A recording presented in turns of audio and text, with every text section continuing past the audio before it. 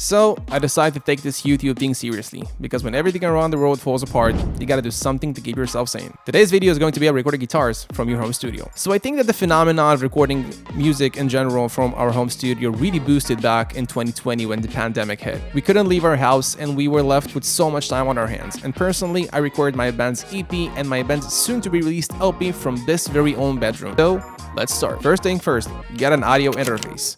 Personally, I own the Focusrite Scarlett 18i8. You don't need to bust your head about which interface to buy because there are so many out there in different price ranges, but I suggest getting one with at least 4 inputs when 2 of those are high Z. And by high Z, I mean inputs that have a pre-built DI that you can plug your guitar and play straight to an amp sim. Now we got that out of the way. Second, get a DI. DI is a lifesaver in your home studio.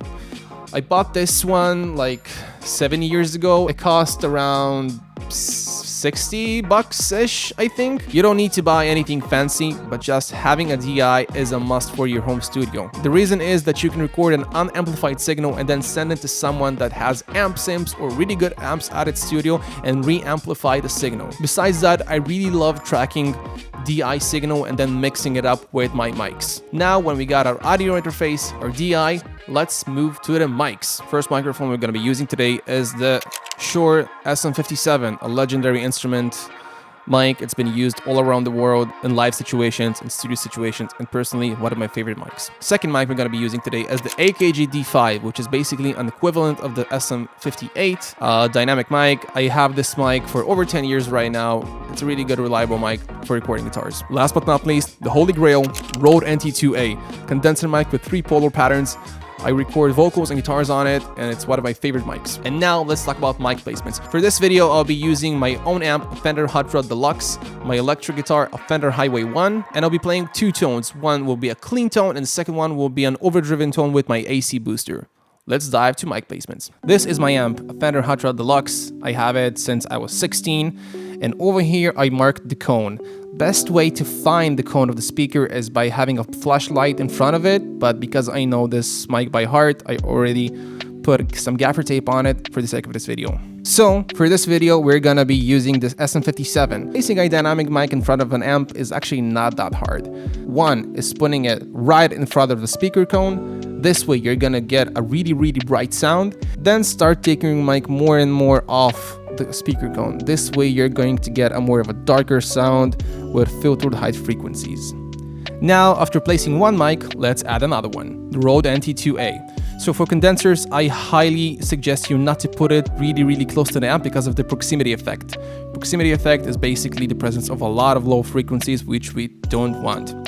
About how far to put the mic, it's basically up to you. As closer as you're gonna get more of the proximity effect. As far as you're gonna get more of a room sound.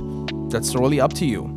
Another cool mic placement is the Friedman technique. It's been used back in the 90s by a legendary producer that produced a lot of death metal bands. And the Friedman technique is really simple. One dynamic mic is on axis to the speaker cone, and the second dynamic mic is off axis to the speaker cone. This way, the on axis mic will get a brighter sound, with the off axis mic will get a darker sound. Another mic placement you can consider is adding an extra dynamic mic at the back of the amp facing the back of the speaker cone, but be aware that phasing might happen, so I suggest flipping the phase on this one.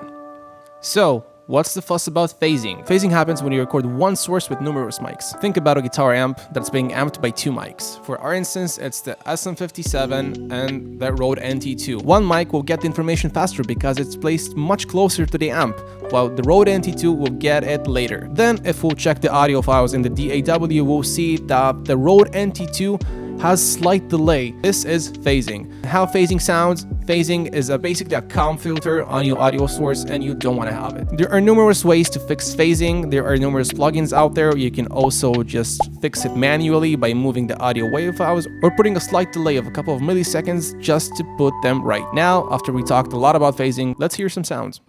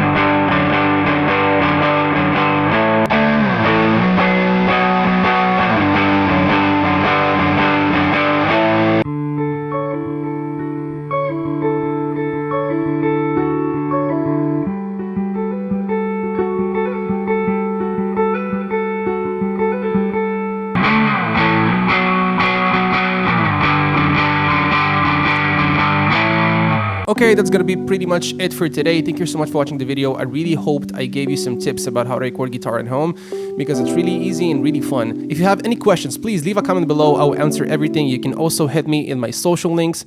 Thank you for watching. Stay tuned for more. Bye.